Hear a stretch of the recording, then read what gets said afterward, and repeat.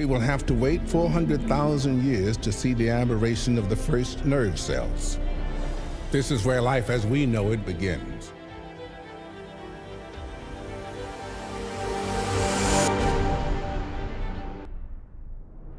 The movie starts with the American student studying in Taiwan, named Lucy.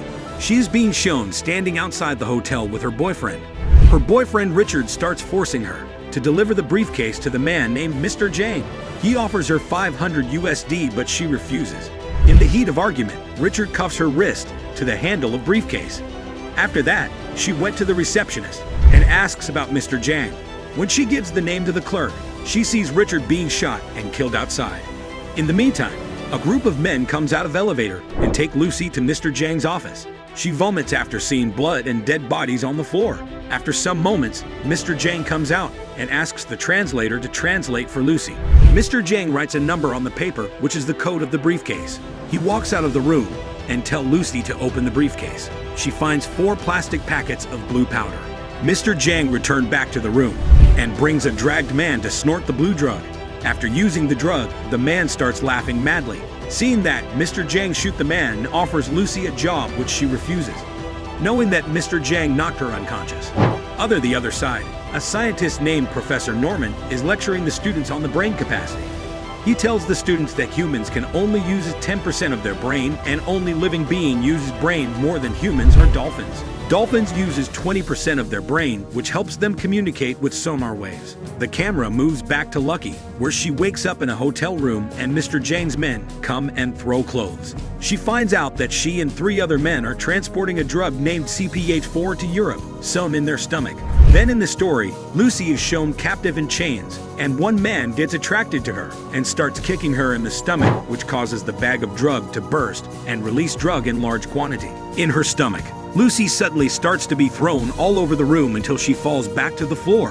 The camera shows the shot of Professor Norman telling his students that if humans can use 20% of their brain, they can take control of every cell of their body. Similarly, if they uses 40% of their brain capacity, they can control other people's thoughts and manipulates the matter as they wish. Meanwhile, a man asks what will happen if man can use 100% of its brain. Professor Norman replies that he does not know. Excuse me, sir? Yes. What would happen if, for some reason, we ignore somebody unlocked 100% of the cerebral capacity? I have no idea. Not long after, Lucy opens her eyes, and they glow blue. She sits down straight on the chair as nothing happened. A man enters the room, and she knocks him out and takes his gun and shot the other men sitting outside. Lucy was shot in the shoulder, but she gets the bullet out without feeling pain. Afterwards, she points the gun to the taxi driver to drive her to the hospital. On her way, she feels something strange happening to her body, that she can hear people's conversation, even from a long distance. After arriving at the hospital, she can read all the signs clearly as if they are written in English. She enters the operation theater and shot the patient and tells the doctors that they won't be able to save him as tumor in his brain has already spread too far. She forces the doctors to remove the bag of drugs from her stomach. Meanwhile, she talks to her mother and tells her that she can feel everything and that she loves her. Mom? Yes? I feel everything. What do you mean, sweetie? Space. The air. I can feel the gravity. I just want to tell you that I love you, Mom and Dad.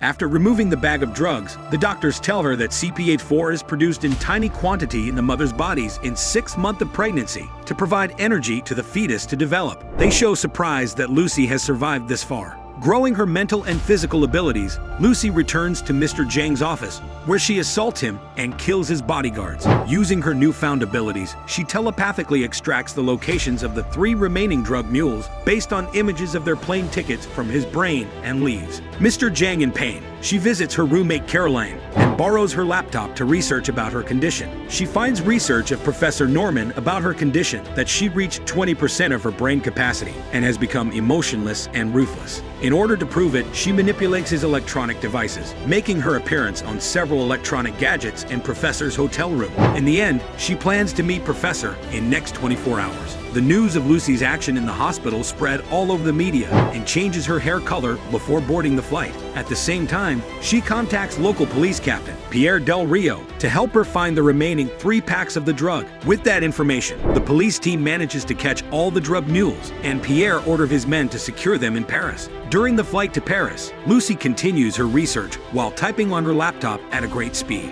After a while, the flight attendant asks her to turn off her laptop, but Lucy asks for a glass of champagne instead. Unfortunately, she starts to disintegrate as her cells destabilize from consuming the champagne.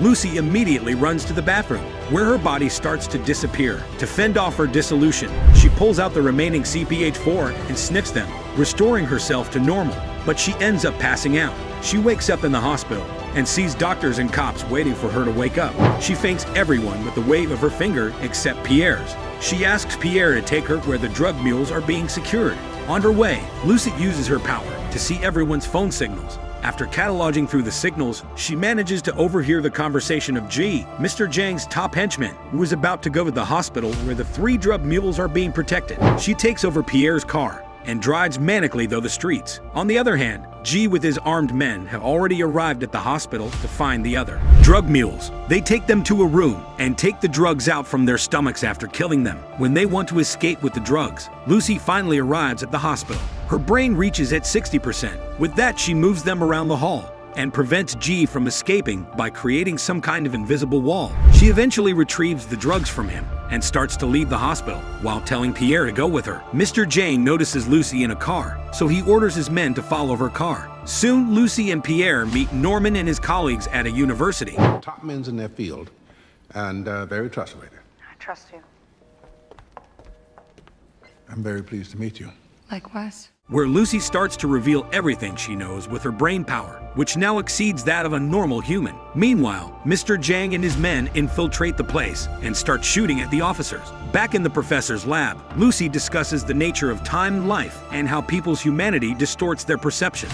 At her urging, she is intravenously injected with the contents of all 3 remaining bags of CPH4. Therefore, her brain power goes to 70% and her body changes into a black substance, which begins to spread over computers and other electronic objects in the lab, giving Lucy more energy from the matter, and thus giving her extraordinary power.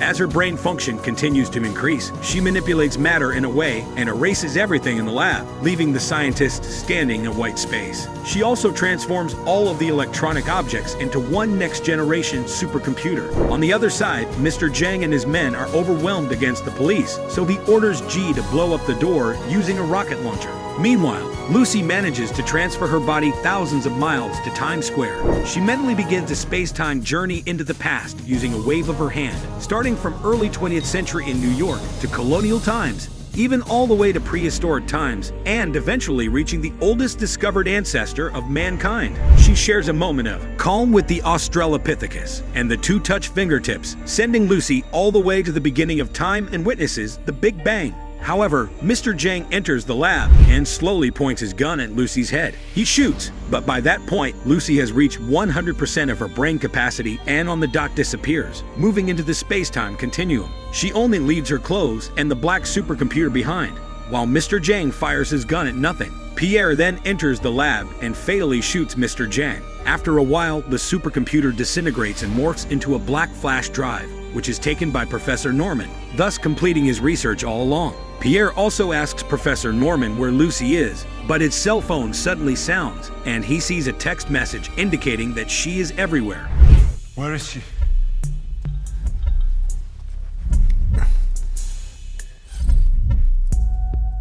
The movie ends with Lucy's voice stating that this is what life can do and what must be done with it.